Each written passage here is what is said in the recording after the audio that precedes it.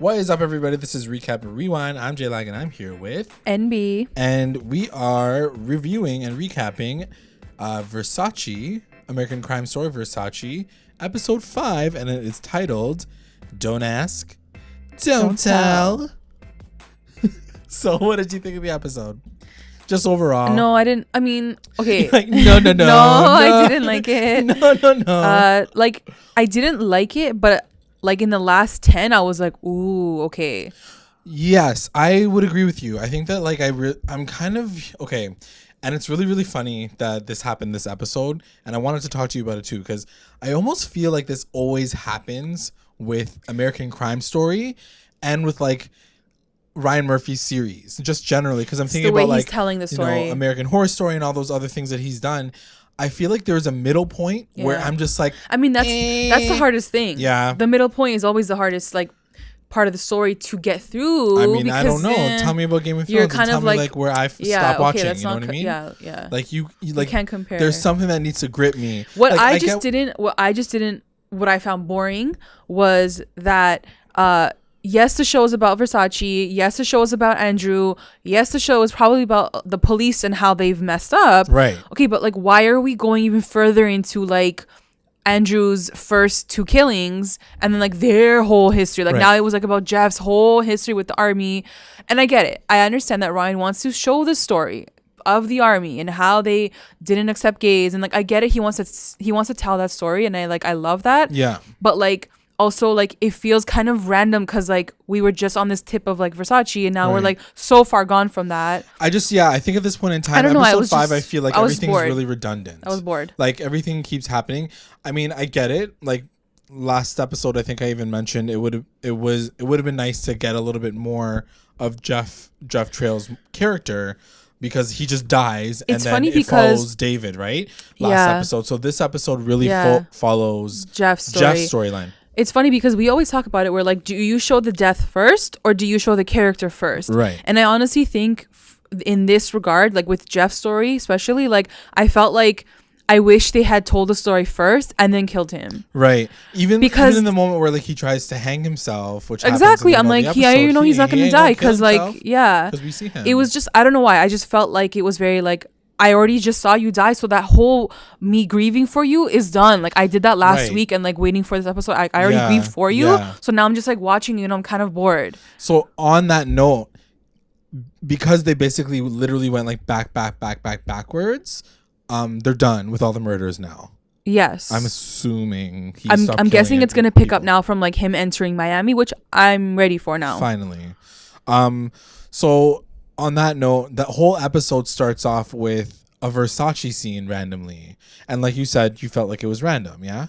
Yeah, I mean, I love those scenes, but like I did feel like they had to put it in. It was almost like them being like, okay, we got to put in Versace like here for sure. But here's the question that I had. So we're mostly going to just do kind of like a overview of the entire episode. Yeah. Did you feel that it was a very loose connection that they connected both of their interviews, Jeff Trail's interview with Versace's interview? Like I love the parallels. Like after, and I was like, okay, that's kind of cute, but like I feel like it was a reach. It was a reach. Yeah. I was like, oh, they're cutting in between each other, but I'm like, but who cares? You know, like he's talking about like abuse that's going on in the military, and Versace's like, yo, I'm gay, I'm a fashion designer. Like, what's the difference? Like, there's a big difference. You know what I mean? There's a big difference. Like, it doesn't matter if like Jeff did it and years before, like it and still, even regardless of that, okay, yeah, like they're interviewing, but like who's Jeff? Who cares? Yeah, like I'm sorry, like yeah, like we care about him, but like he's not even part of this story technically right now. Like it's just telling the story of his murder, so it would just felt very like especially extra. In comparison to like watching David's story last episode. I didn't care so much about Jeff's. I feel like it was an important story to be told, but like we didn't even know that like he actually met Jeff first, right? So I'm like, he met Jeff first. I feel like they should have started maybe with his story. Like in all honesty, like I guess like now that I'm thinking about it, like we're like, okay, now we're done. We're gonna be moving to Versace. They still haven't really shown them all three like getting together. No, I don't want to see this. I'm done now. I'm done now. Yeah, Like, now I I'm don't done. want to see it anymore. Because now I've really grieved you like it. twice over. Like now I don't want to see you guys alive next episode because you guys been dead for time. Yeah. Like honestly, no offense to like what happened in real life, but I'm just saying the way the story is being told is very redundant. Yeah. Like we saw scenes that we saw like in they the even recycled too, scenes. you know like I didn't mind it at the end, but I'm like they recycled the scene. Like we saw this. Like guys, like they added one extra shot of him like holding the hammer and walking to the door, but everything else was exactly cut the same. Yeah. I'm like, if you're gonna be changing the perspective or showing the story again, show me a different perspective. Why are you showing me the same sequence again? I feel like that's lazy editing, and y'all don't have you guys have the money to do a sick edit. So don't tell me that you like just wanted to make it the same. You know, like I just felt like it was redundant. So the highlights of this episode, what happens? So they basically show how Jeff meets Andrew. Right. Jeff is he's a Marine. Right. In the Navy. And I think that's the thing too, like it cuts back and forth like a billion times. Like it starts with Jeff after he left the army, like a few days before the murder, and then it backtracks to like when they have to pick up Andrew, and then it backtracks 2 years when he was because they're trying to capture his story, right? Which I get, but like it's so too hard, and like what like this is like like this is like not... when David's was done, it was very well done. It was like flashing back to the past. It wasn't like showing him in architecture school and then like growing up as a kid. Like but it does explore the fact that like he came out and stuff, you know, like so that's Jeff's side of it. That's too. That's fair. I know what he was trying to do. I know he's trying to explain that story of like in the military, like what it's like, right? And like I respect that. I'm totally. For sure he's like I have to talk about this. And I'm the same way. I feel the exact. I don't know. Same I way. just felt like maybe it was a little extra. Yeah, like it could have been rearranged. I feel like I don't know. I don't even know if it was rearranged. I just feel like it didn't hit me the way I feel like it should have hit me. It hit me with like facts.com. You know, like this is how it is in the military. It's really, really, really fucked up. It's really sad that like these men had to go through this. The fact that it was still outlawed, like it is sad. Yeah. It is a sad truth to see, but I don't need a 45 like an hour long episode about the injustice in the military when we're talking about the assassination of Gianni Versace. That's what I'm I just saying. feel like it's so far removed from what we've been talking about. Where you look at like OJ's case, they didn't go and talk about like the entire storyline of like his lawyer. Like it was a little touch, just a little, you know, it didn't go into every single character. Like didn't even talk about fucking Lisa the entire time. So like, or no, sorry, Nicole. Yeah, Lisa. Yeah, you're right. Sorry. Yeah, they didn't. They could have totally done that. They didn't even do that. Like they focused on Marsha Clark a lot and like her backstory and stuff like that. They could have done and how she was David, discriminated, but like David Goldblum or Goldberg. Who? The one who died with her. Oh, Ron. Damn, I'm really bad with names. Yeah. So anyways, but yeah, they didn't they didn't do that, but like on those, like if you really want to say like, oh, we're honoring their stories and we're honoring their memories. I got that with David's. I didn't need to see it with every single person. But what about the random person that he shot just to steal the car? Are we gonna see his storyline? Like where does the line drop? At the same time, if Jeff is the person that like Andrew did meet first, then like maybe it would make sense to be Jeff that we see technically. But maybe I should have seen that from the get-go. Yeah. You know? Yeah. And it could have progressed differently. I don't know. I just didn't feel so right with the whole episode. So yeah, it shows Andrew in the army for a large part of the episode. Jeff. And Jeff. Yeah. And how he is afraid of getting caught for being gay, and one of the big moments that happens is he helps another gay guy who's getting beat up, and he helps him, and like someone like books him, and then there's like this whole like story of people getting caught and like being called into the office and getting an honorable, like, you know, just getting booked and getting discharged for being gay. And so I think it all kind of climaxes to this big interview that he does with ABC to kind of expose that aspect of the military. Totally. And he does it anonymously, and I'm sure it's a real story where he came forward or whatever. But in the whole situation, Andrew's also in the mix because I guess at that point in time he meets Andrew, and Andrew also tries to influence him and say, it's, you know, how fucked it is to like, you're the one in the shadows while all these other straight people are like speaking out against you, you know? So he's right. It's 100%. It's so true. And I think that's one of the things that really has started to confuse me with the picture that they're starting to paint with Andrew is, am I supposed to feel for him Do you know what I mean? Like, and I asked the same question last episode, is while you're watching the whole sequence with David and how he's crying at one point in time, am I supposed to feel some type of way about Andrew just because is he a victim of the times because he's also a gay man and he feels the way he feels? Or can I just see and focus in on him as like a fucking psychopath? I think in that way you might be falling for him, because I think he's trying to act like he's open and like all about being like yourself, but we know he isn't. He is the biggest hypocrite. Right. So like the way those moments where you see him saying those things, for a second you're like, oh my God, Andrew, you're so right. You're like, wait, no, you're living a complete lie. You're a psychopath. Crazy. You're crazy. But I feel like they don't contrast it enough. You know, those moments where he's feeling sad, you're like, but you don't make me feel like he's crazier. It's almost like they really tried to humanize him. And I don't know if that's I don't know, but they make him look pretty crazy too, though. That's true. Like he is pretty. But then you make the point every single episode when we watch it. Why is it that nobody, out of all the people that he's encountered, did not clock the fact that this guy and it's funny because we're not seeing Andrew with his friends being like, Andrew, like you're such a sick person. Like at this point, like everyone's like, yo, you're weird, like get away from me, like I don't want to talk to you anymore. Right. Even like the friends of like Jeff and David were like, yo, that guy's like weird, like who's this new guy coming through? Like so like everyone is already skeptical, and he is a weirdo, like blatantly like a weirdo. Like how does nobody book him or do anything about it? But then we were talking about it offline, and I was like, okay, but even if you have a creeper in your life, how do you get rid of him? You can't. Like he's just gonna keep coming back. Very true. And that's exactly what he kept doing. He's just like coming back to their apartment. Right. Like he doesn't even want him there. Just inserts himself in so people's like lives. you're not gonna call the cops because like he hasn't been doing anything violent. So like you're not gonna call the cops on him. Like even we even see with David's storyline a little bit for a hot second where Andrew, for the first night that they're together, he joins in. He's like, oh, like I think Jeff is like, oh, I'm going out with one of my friends, and Andrew's like, oh, what friends? And then he has to tag along. Yeah, he just like inserts himself. He just inserts himself into. So it's like, damn, like even if they thought he was weird, like they can't even get rid of him. Get rid of him either way. And I think David does mention it quite a few times where he's like, he has nobody. Like he's just like a loner. They're always like, don't feel sorry for him this time. Like don't feel sorry for him. Right. One thing that I wrote down that I wanted to ask you about is there's a moment where Andrew buys a ticket through American Airlines. He snakes his way into getting a ticket for free. See, I think this is the thing. When we were talking about this, I think he got away. Well, he did get away with a lot, because for someone to get away with that many murders, get all the way to Miami, Florida, like he's definitely like lurked his way through the system, he does charm his way through it, like he does. And I think because he was a good-looking guy, plus I'm sure he knows how to like smooth talk on the phone or whatever. He got away with a lot of shit. In so many senses, it's very, very impressive.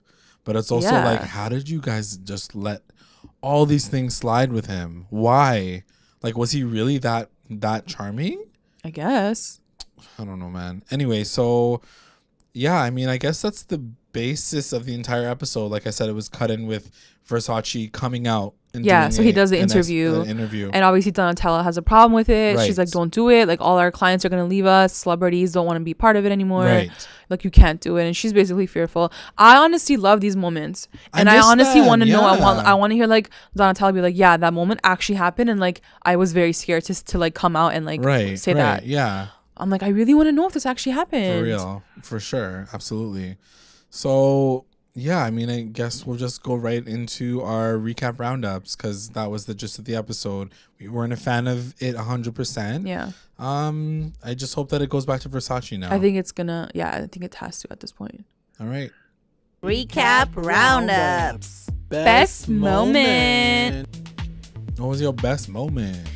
My best moment, it's not really a moment, but I just love that last 3 minutes of the episode at the end where like they show that whole sequence of when Jeff comes to David's house, the condo, and he's like, he has my gun, and now you're just kind of watching it from the other side a little bit, and you're seeing it unfold, and that's when I was like, oh my god, like, and it ends off like the like really tragic story of, or like, you know, his mom calling and being like, oh, your sister just had the baby. So that was like, I was in it in those like few moments. Yeah. I wrote down for the best moment like Jeff getting interviewed. And I only said it because, and I don't even know if I feel that way anymore, but I think it's just seeing somebody at that particular time come forward, and even though it was anonymous, that does take a huge risk. And he even says it in the interview that like my career is basically over anyway, so I'm just doing it. Doesn't Did he end matter. up getting discharged? I think he did get discharged, or he left. I'm not left. 100% sure. I'd have to look into his bio a little bit, but like, yeah, I think that like in that time period to expose something that's a real and honest thing that's happening in that world, in the military world, and it still continues to happen to this day. It's a very like interesting concept, this whole don't ask, don't tell concept. You know, it's very interesting that it has shifted, but it's still very it's very structured. It's a shame, right? Because he's standing up for his country. Right. It shouldn't matter who you are. You want to fight for your country and like the freedom of your people. Like if we're looking like, at that like, what's should be the happening number right one now, thing. the trans community is not allowed to fight in the army. Like what? Like Yeah. just, dude, if you're going to the army, like just let them go. Just let them go. Like they're fighting. They want to do what they want to Yeah. do. What's the issue here? Like anyway, let's move on. WTF moment. My WTF moment is, I think, just the idea that he's come across all these, like Andrew has come across all these people. Yeah. And he's so immersed in everyone's lives, but like nobody booked him. Like that's the part that shocks me every episode. I'm like, how did he get through all these people? Yeah, how did he it's not true. get caught? Even on little things, like he didn't get caught on, you know? It's Yeah. just like he never got booked. Yeah. Even when he's at Jeff's house and Jeff walks in and like he's like, bro, you took my gun or whatever. Like he doesn't even beat the shit out of him. He just like lets him go. Like, well, he goes to pick it up, I guess. And that's what happens. yeah. But no, and totally agree. Like every single time. he wore his Navy uniform. Like beat him up, Dude. kick him out. I don't Like, know. he's crazy. He's crazy. My WTF moment is back to Jeff as well. It's when he is cutting his tattoo off. He's trying to cut his tattoo off because he doesn't want to get booked, because there was a list of people who were like just getting booked for like their tattoos for being gay. Yeah. Because someone was ratting them out. I guess some guy hooked up with someone and he was like, I'll remember them from their tattoos. Because they didn't even know names. No.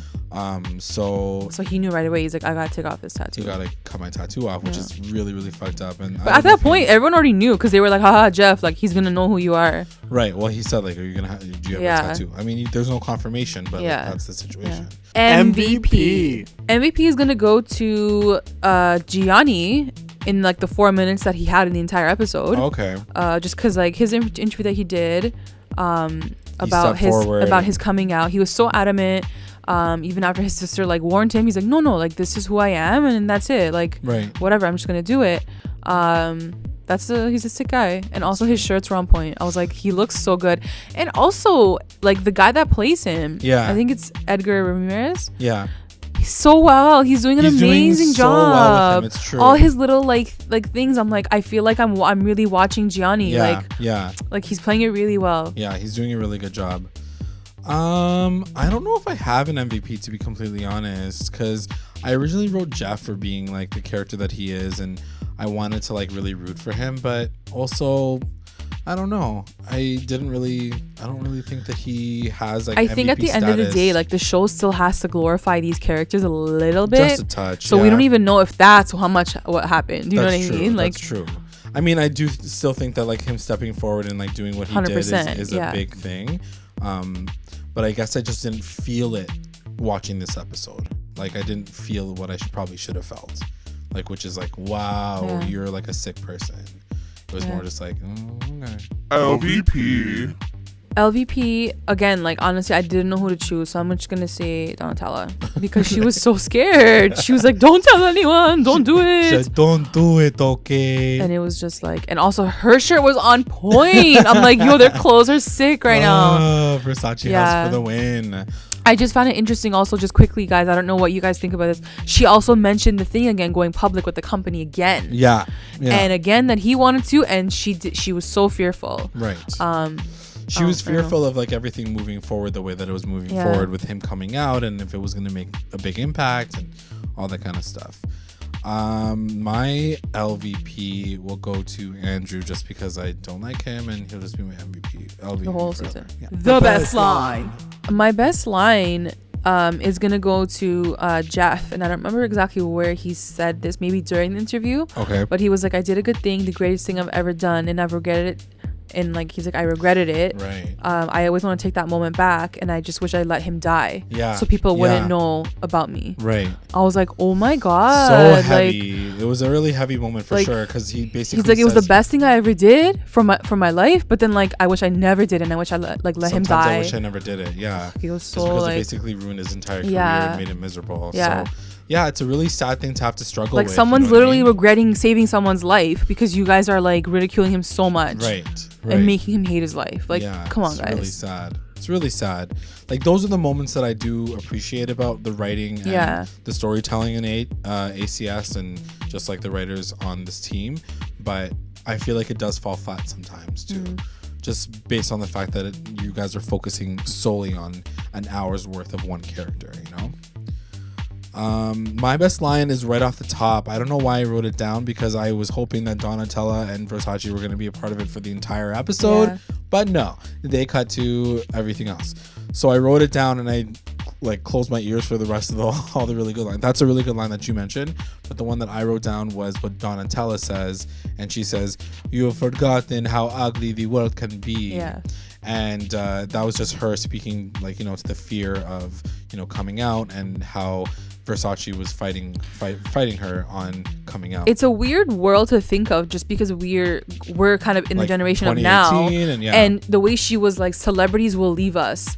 I'm like, that would never happen today. Like, never. Celebrities, if anything, are the ones that are like talking about it and being activists. So it's like, I can't even imagine a time or a world where like celebrities would have been like hiding from that. Exactly. But it totally was like 100%. 100%. Yeah. It's crazy. So that is the episode. That's guys. it. Let me know what you guys think. Let us know what you guys think. You can follow us on recap_rewind on Twitter, on Instagram. Check us out on YouTube and on iTunes. Thanks for listening, guys. Bye. Bye.